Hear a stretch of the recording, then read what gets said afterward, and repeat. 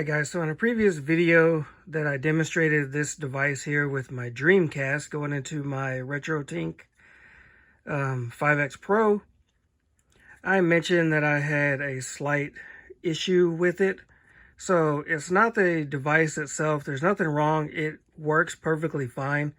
The issue that I had was that this VGA plug is recessed and there's not enough room around it to get my plug all the way in. So what I had to do, because I'm not going to modify this device, and it's built very well, by the way. Some of you may not like, that 3D printing, but man, I like it. To me, it feels like it's quality, I don't have any issues with it. But so what I had to do now, I'm not faulting the device, again, and the reason I'm saying that is because I'm using a generic Dreamcast to VGA cable, and it came with the RCA plugs and this 3.5 millimeter audio adapter, which you will need for audio on this right here, and it's right there. There's the plug for it.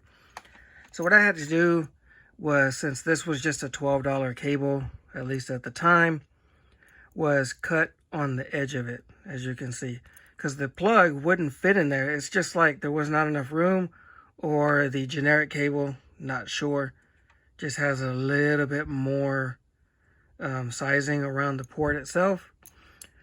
I had other plugs that worked perfectly fine, but they weren't recessed like this device is here. So I cut on the right side when you're looking at it like this. The reason I did that is because if you look at the middle row of pins, let's see if I can get some light up here, because I still have it routed to my Dreamcast. So the middle row of pins here is further to the left, so I use the right side to get my cutting pliers and then my needle nose to wiggle off the metal, and that allowed me enough room in order to plug it in, and then I'm able to screw in this screw here.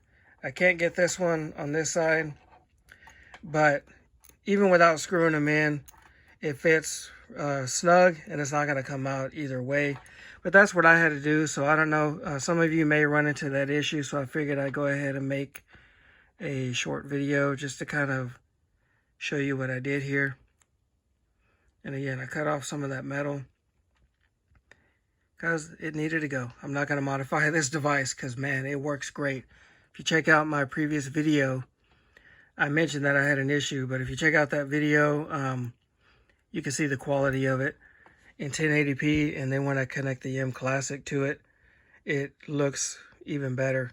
And again, it looks better in 1080p with the M Classic than it does, in my opinion, than 720p with the M Classic, even though it does more smoothing. But it just removes that slight analog haze. But anyway, this video is not about the M Classic. But so that's what I did here. So if you have any issues with yours, you may have to do some cutting away. And so mine isn't the cleanest. Some of you, I'm sure, could do a lot better than I did. But it works. I'm going to plug it in. I'm going to leave it in there, plugged in into my RetroTink, and I'm not going to mess with it. It works. So I'm just going to leave it as is. But anyway, thanks for watching. And if you have that issue, hey, leave a comment down below and help somebody else out if you can. So I'll see you in the next video.